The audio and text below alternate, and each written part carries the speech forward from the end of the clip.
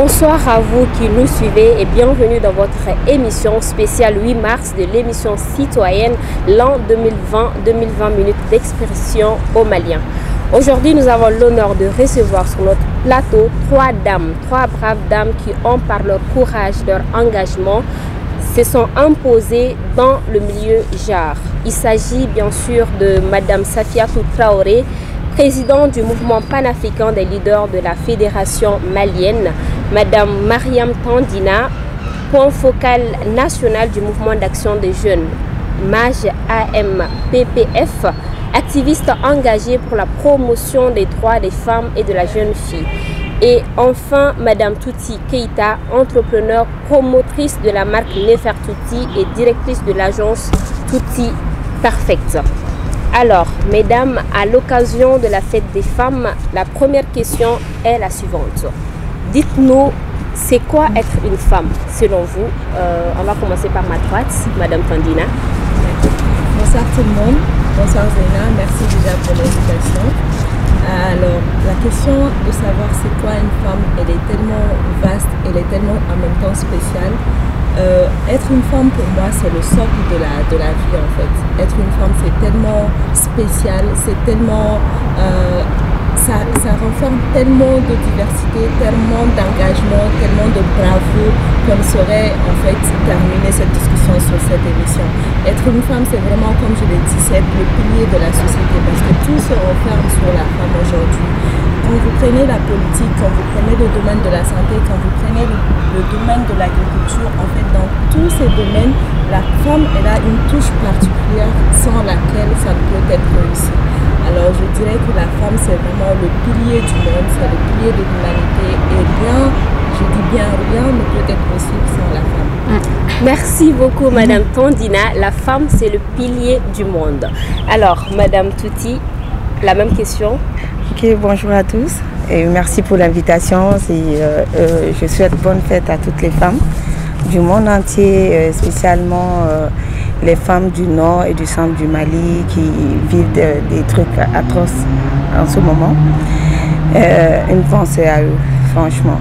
Et dire c'est quoi une femme, on ne va pas en finir. Elle vient de parler, c'est le pilier du monde. En fait, la femme, quand on parle de la femme c'est tout en fait. C'est la femme, c'est la famille, c'est un village, c'est une ville et c'est tout un pays. Et la femme, c'est le monde, je pense. La femme, c'est le monde, la femme, c'est le tout. Alors, à vous, Madame Safiatou. Ok, bonsoir à tous. Traoré Safiatou, présidente du mouvement panafricain des leaders. Être une femme, pour moi, c'est être la matière première de toute chose. C'est être le début de tout et la fin de tout également. Parce que la femme, elle doit être là, elle est comme la base de toute action, de toute épreuve, de toutes les choses qui peuvent arriver dans le monde et dans chaque processus également. C'est ça, être une femme pour moi. Et c'est aussi être courageuse, être intelligente et ne pas compter ce qui ne va pas. Il faut juste foncer. C'est ça, être une femme, en fait, selon moi. Merci beaucoup.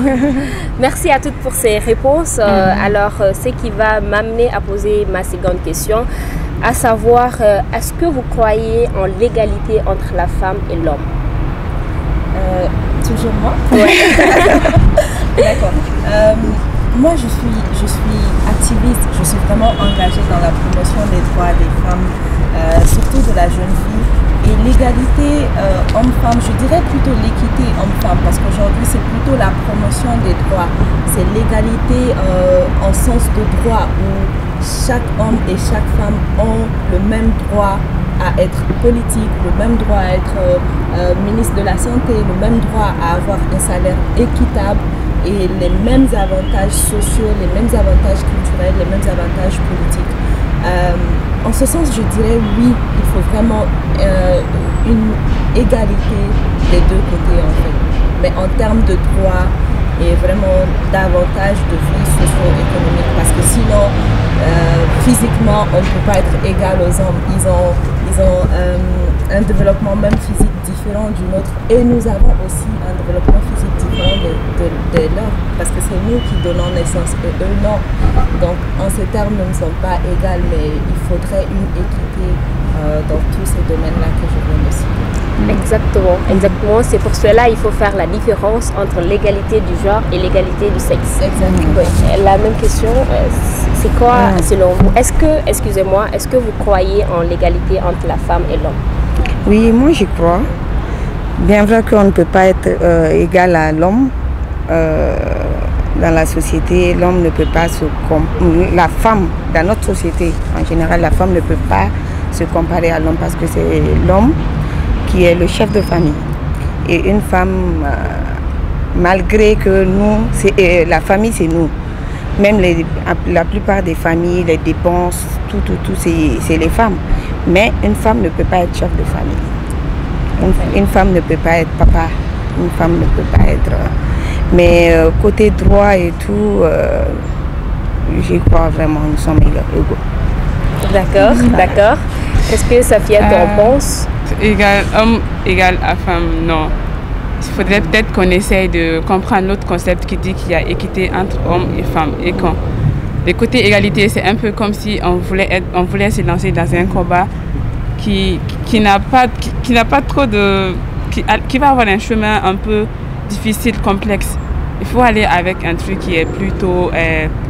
qu'on peut bien concevoir, qu'on peut comprendre et qui est réalisable également. On ne peut pas être égal à un homme. Comme l'a bien dit madame, physiquement on est différents et depuis la naissance on a différents rôles. L'homme est pour ça, la femme c'est pour ça. Donc il faut juste qu'on arrive à être et qu'il y ait cette équité. À chaque fois qu'un homme a droit à quelque chose, que la femme ait lui aussi son droit par rapport à cette même chose. Donc selon vous, il faudrait plutôt une équité au lieu d'une égalité entre les hommes et les femmes. D'accord. Ok. Merci beaucoup à vous. Madame Touti, vous êtes entrepreneur. Ma question, c'est de savoir quelles sont les difficultés que vous avez rencontrées dans votre secteur d'activité, des difficultés liées au genre. En fait, les difficultés, avant que j'ouvre mon entreprise, déjà, il faut passer par les stages. Quand tu finis les études et tout ça, il faut passer par les stages, il faut déposer les CV et tout ça. Et là, il y a beaucoup de problèmes en tant que femme. Partout où tu pars, on te montre vraiment que tu es une femme. Des fois, on te montre si tu ne donnes pas quelque chose, on ne peut pas te donner. C'est pas le diplôme qu'on regarde chez les femmes. Nous avons beaucoup de problèmes à ce niveau. C'est pas le diplôme qu'on regarde, c'est pas ton expérience qu'on regarde. C'est le physique qui attire. Ça, c'est un gros problème chez nous. Et c'est ça un peu qui m'a même poussée à aller vers l'entrepreneuriat, de créer ma propre boîte et d'essayer de travailler pour moi-même. Et là, c'était vraiment dur. Côté financier, il faut avoir un fonds solide, tout ça. Tout ça, c'est un problème. On va en venir après. C'est vraiment long. Comment vous êtes arrivé à vous en sortir, à en arriver là aujourd'hui? Oui, j'ai fait beaucoup de stages, j'ai eu quelques boulots, j'ai fait quelques économies. Et ces économies-là, j'ai pris ça pour créer mon entreprise. Et il ne suffit pas de créer une entreprise.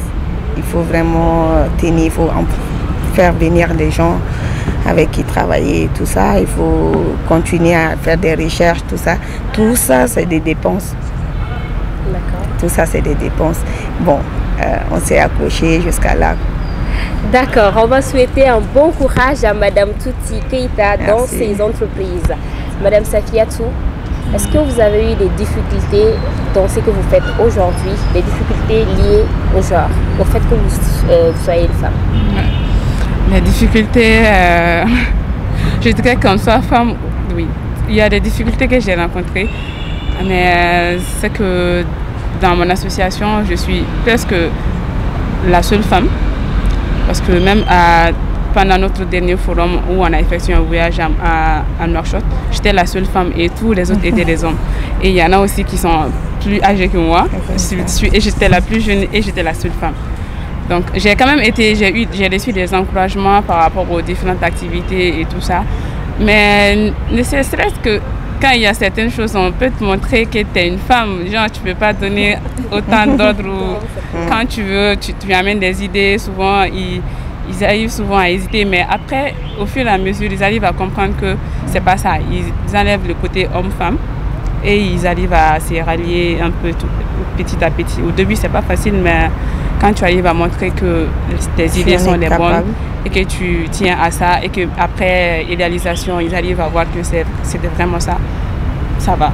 Et au niveau de la société, en famille, le quartier? C'est pas facile. Même quand il y a des réunions la nuit, ou quand il te faut rester, voilà, c'est très difficile. Il y a les parents, souvent, ils te disent, t'es une femme, essaye de rentrer plus tôt à la maison. Et quand il y a des voyages pour aller à des forums également, tu fais trop de voyages, il faut essayer d'être un peu stable, t'es une femme, il y a des gens qui peuvent te regarder par rapport à ça. Il y a toujours ces côtés. Mais bon, on arrive quand même on le fait, mais bon, c'est pas facile, il faut souvent aller droit au but. Et après, on essaie de voir comment faire pour arranger les choses. Les femmes doivent rester à la maison. À la maison. Merci beaucoup, Safiatou. Mariam. Moi, ça me fait vraiment rire parce que c'est mon quotidien aujourd'hui. Je suis tout le temps, du fait d'être point focal du Mali, mon association fait partie d'une fédération internationale. Et du coup, tout le temps, on est en forum, on est en formation, on est en voyage d'études, on est en tout ça, à des rencontres de haut niveau, un peu partout. Et du coup, à chaque fois, c'est la même chose. On me dit, donnez-la et me bloquer l'avion. Et à chaque fois, on me dit, vous êtes en train de partir, vous êtes femme, mais toi, tu ne passes pas à un foyer, tu ne passes pas à construire ta famille, tu ne penses pas à avoir une vie familiale. Comme si la femme, en fait, elle ne doit pas être intelligente, en gros. Comme si elle ne doit pas s'épanouir de par ses activités. Comme si elle doit forcément rester à la maison. Moi, je dis non. Et c'est tout le temps le message que j'essaie de faire passer. Surtout en faisant venir plus de femmes dans l'association. Parce que je me dis que si on n'est pas lié, le combat qu'on mène en fait ne pourra pas être abouti. Et pour que le combat soit abouti, il faut qu'on donne l'exemple aux gens, qu'on dise aux gens voilà ce que nous faisons et voilà comment nous le faisons. Mais cela ne fait pas de nous des... Je ne sais pas comment expliquer, mais cela ne fait pas de nous des filles. Voilà, on est responsable, on a des familles et heureusement, moi j'ai ma famille qui me soutient énormément dans ce que je fais. Il y a des fois, je sors le matin, je reste très tard, je rentre la nuit. Mes parents, ils me soutiennent. Beaucoup de gens dans la société me soutiennent. Et c'est ça la force. Il faut être vraiment endurant, il faut être persévérant, surtout quand on prend quelque chose. Il faut aller au bout. Parce que si on ne va pas au bout, on va donner raison aux autres. Exactement. Et malheureusement, si on donne raison aux autres, le combat, il va rester. Si tu permets, j'aimerais bien ajouter un truc, si tu le permets. Moi, je pense que depuis le bas âge, l'éducation, c'est l'éducation qui fait ça. L'éducation entre le petit garçon et la petite fille. Pendant les grandes vacances, moi, je remarque dans nos familles et tout ça, tu vois les petites filles dans les cuisines, à côté de leur maman, tout ça. On te dit, il faut t'habiller comme ça, il faut respecter les grandes personnes. On te donne des conseils. Mais le petit garçon va jouer au ballon, va jouer avec ses frères. Et quand ils deviennent adultes, lors du mariage, on voit la femme toujours couverte, elle est assise, tout le monde est sur elle pour des conseils. Et le mari qui est là avec ses amis à faire la fête. On nous éduque de cette façon en fait. C'est vraiment pas... Ça me touche en fait. Ça devient intéressant. Voilà. Je me permets, en fait, je ne suis pas à l'encontre de ce qu'elle dit, mais je pense qu'il y a ce côté aussi chez les hommes, parce que souvent, je ne sais pas si ça existe dans ce milieu, mais dans le milieu bambara, les hommes sont éduqués souvent à part des filles. Seulement qu'on ne les rassemble pas pour leur donner la même éducation, mais les hommes sont regroupés quelque part. Heureusement. Et les filles je m'inquiétais de ce côté. À cuisiner, on les apprend à faire ceci. Donc c'est peut-être pas la même façon, mais il faut juste peut-être solliciter ou bien sensibiliser les hommes à prendre conscience de cela et à plus simplement ça ne fait pas de mal qu'un homme puisse aider une femme. Voilà, parce qu'on te dit, voilà, quand tu rentres dans le foyer, c'est toi qui dois cuisiner, c'est toi qui dois t'occuper des enfants. On va beaucoup apprendre aujourd'hui avec nos braves dames, dans notre émission citoyenne l'an 2020 minutes d'expression aux Maliens. Madame Tandina, je vais toujours revenir avec vous. On remarque aujourd'hui que les femmes sont de plus en plus violentées dans les foyers. Alors, la question est de savoir quelle est selon vous la cause et que faudra-t-il faire pour lutter contre ce phénomène? Alors, la cause, c'est simple, c'est l'éducation comme elle l'a dit en fait. C'est l'éducation parce que à l'âge très bas, on voit nos parents se disputer et souvent, pas dans tous les cas, mais souvent on voit les hommes en train de violenter les femmes et la femme elle est contrainte à ne pas dire quelque chose, elle est contrainte à rester dans le foyer parce que sous prétexte d'être gardienne du foyer, on te dit qu'à Nabosso, il faut rester en famille, l'avenir de tes enfants dépend de cela et la femme elle doit rester ça. Ça malheureusement c'est notre société qui nous l'exige entre guillemets. Mais moi je dis tout le temps que la société des normes sont faites par des hommes et elles sont changeables.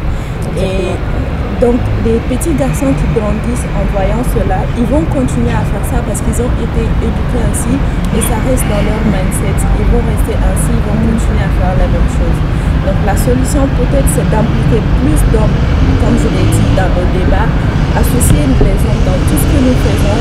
Et aujourd'hui je suis vraiment contente de voir qu'il y a beaucoup d'hommes qui commencent à s'impliquer dans les causes féminines. Ça c'est un grand progrès, mais c'est de continuer de plaidoyer, d'éduquer les garçons, les petits garçons surtout, d'éduquer les parents pour qu'ensemble on puisse se dire que la femme n'est pas faite que pour être tabassée ou bien que la femme n'est pas faite pour être juste en famille, mais elle a le droit de s'épanouir, elle a le droit à l'éducation, elle a le droit à la santé, elle a le droit à avoir un mariage comme elle le veut en fait, pas comme on le impose. Merci beaucoup. Est-ce que Touti et Safiatou ont des réactions par rapport à cette question-là? Le fait que les femmes soient violentées aujourd'hui dans les foyers. Au niveau, un peu de solution par rapport à ça, il faudrait que on apprenne ou qu'on encourage les femmes à dire ce qui ne va pas dans leur vie, dans leur couple ou ce qui les dérange vraiment. Il y a ce côté, la femme elle n'est pas du tout libre de dire ce qui se passe. Même comme quand tu le disais, quand tu te fais tabasser par ton mari, on dit de ne le dire à personne. Tu ne le dis à personne, il te tabasse comme il veut et en même temps tu ne peux pas réagir. Comme une jeune fille aussi qui se fait, excusez-moi, qui s'est fait violer, elle ne peut pas le dire parce que de un, c'est une honte pour elle, alors que c'est elle la victime. Tu t'imagines, c'est la victime qui a honte d'être une victime. Et le coupable, lui, il n'a pas honte et les choses passent comme ça. Il faut que les femmes, elles arrivent à s'exprimer, qu'on leur donne cette occasion-là de s'exprimer et que les coupables aussi soient punis. Il y a ces côtés, il y a souvent, on arrive à comprendre qu'il y a quelque chose qui ne va pas, mais la personne qui le fait n'est pas aussi punie que ça. Donc si on arrive vraiment à les punir après, ils pourront servir d'exemple à ceux qui avaient pensé à faire du mal. Ils vont se retirer, ils vont se dire, ah, t'as vu l'exemple du type là, on lui a fait tellement de punitions, il a passé, il va arrêter. Mais ne serait-ce que ça, quand un homme, même pas un homme, disons, quand quelqu'un a des... Comment dirais-je, la personne sait qu'il pourra avoir quelqu'un pour les faire sortir d'une situation. Il peut faire tout ce qu'il veut à une femme, dire que c'est ma copine, c'est ma femme, je fais ce que je veux d'elle. Et après, ça passe. C'est vraiment malheureux. C'est ce que je vais ajouter, qu'on encourage les femmes à parler et qu'on punit les coupables.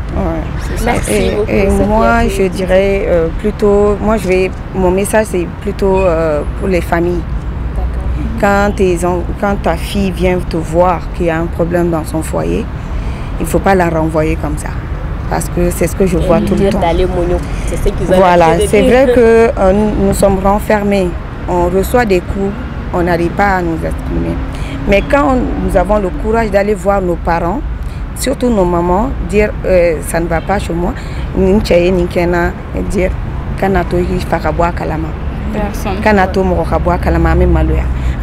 le jour où tu vas prendre ta fille morte chez toi, ce jour-là, c'est la plus grande honte. Exactement. Parce que j'ai eu un cas dans ma famille, quand je parle comme ça, la petite soeur de ma maman, je vais prendre l'exemple parce que j'ai dit à la maison, dès qu'on me pose la question, je vais en parler. Voilà.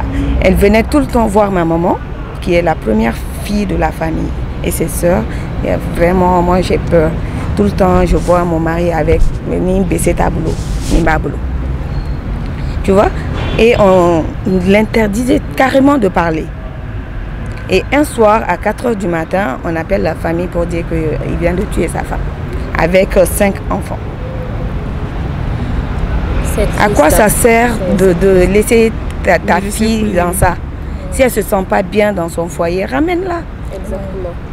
C'est tout ce que je demande à la famille. Écoutez vos enfants, réagissez avant que ça ne soit trop tard. Voilà. Merci beaucoup, Tuti. Merci.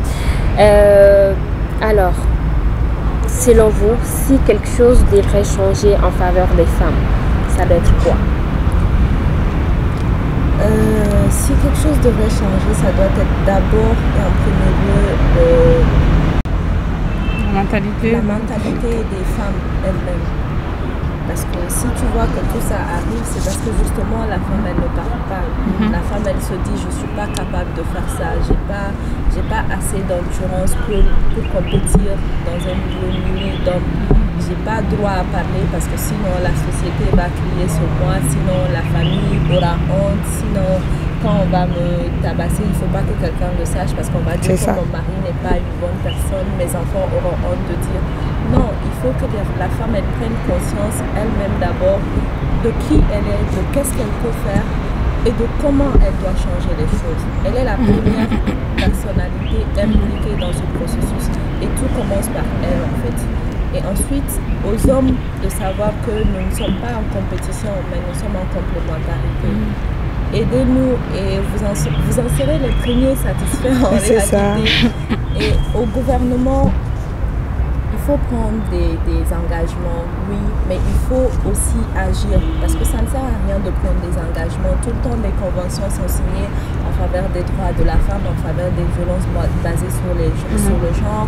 Il y a des lois qui sont adoptées, mais en réalité, dans l'action, rien n'est fait.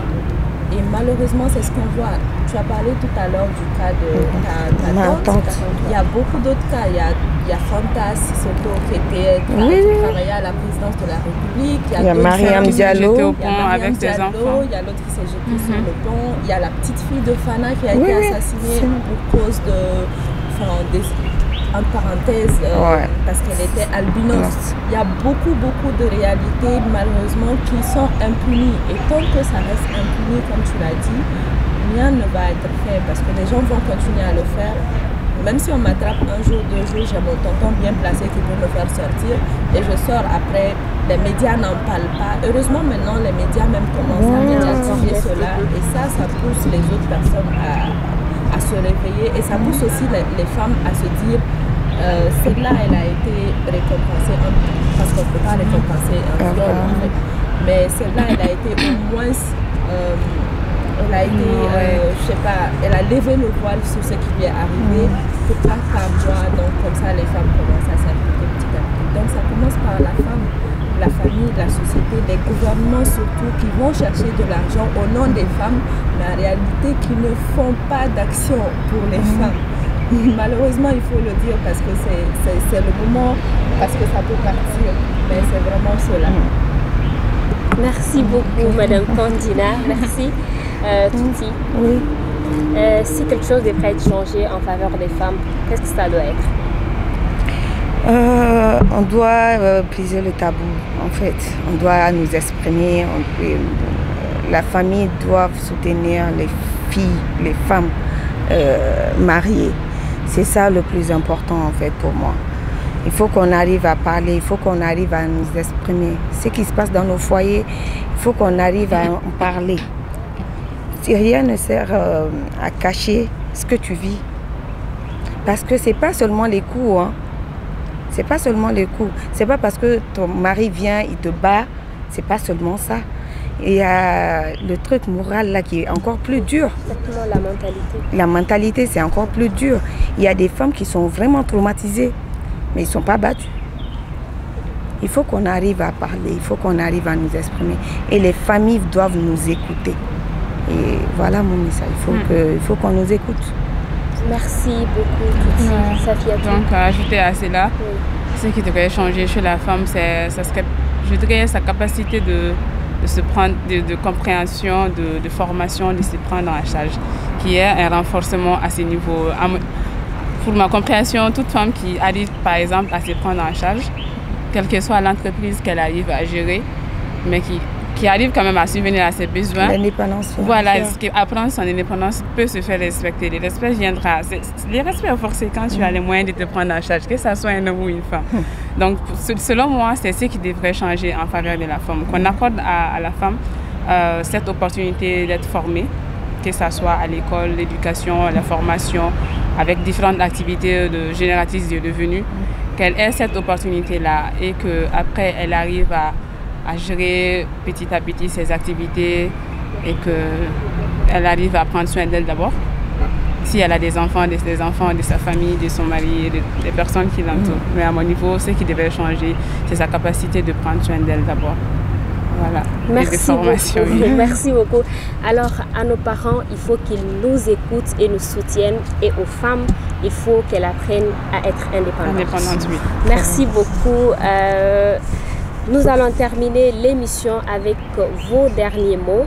Quel message avez-vous à l'endroit des femmes maliennes de l'Afrique et du monde entier en ce jour de 8 mars? Toujours elle. D'accord, tout vas-y. Cette fois-ci, on va terminer par elle. Ah, ok, il n'y a pas de souci. Moi, je dirais juste, je vais parler aux femmes. Il ne faut pas attendre juste le 8 mars pour nous exprimer.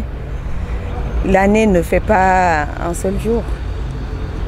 Tout à fait. Voilà, il ne faut pas attendre. Et nous, les femmes, on doit être fêtées chaque jour. Chaque jour. Voilà, chaque jour. Il faut qu'on arrive à... Tout ce qu'on fait en une journée, il faut qu'on essaye de voir dans l'année ce qu'on peut faire. Il ne faut pas attendre le 8 mars pour nous habiller. Voilà, il y a les tissus wax. 8 mars, on se sape, on va dans les palais, tout ça pour faire les fêtes. Tout ça. Mais derrière ça, il n'y a rien. Il n'y a rien de concret. Franchement, il faut qu'on arrive nous-mêmes à nous défendre. Les autres ne peuvent pas faire à notre place. Voilà, les autres ne peuvent pas faire à notre place. Exactement, voilà. Merci. Safi. À mon niveau, pour le monde d'abord, je dirais qu'une femme, c'est d'abord un humain, comme toute personne, comme un homme. Une femme, on vient de la même manière. On est tous des humains, on est tous des êtres vivants. Et je demande au monde à ce qu'on ait des égards, que les hommes accordent un peu d'égard aux femmes. Qui ne mettent pas les physiques tout de suite en avant. Il faut essayer de voir d'autres qualités, mais pas seulement que c'est une femme et quelque chose d'autre. Et maintenant, mon mot vers les femmes, c'est je les demande d'être vraiment courageuses dans tout ce qu'elles font.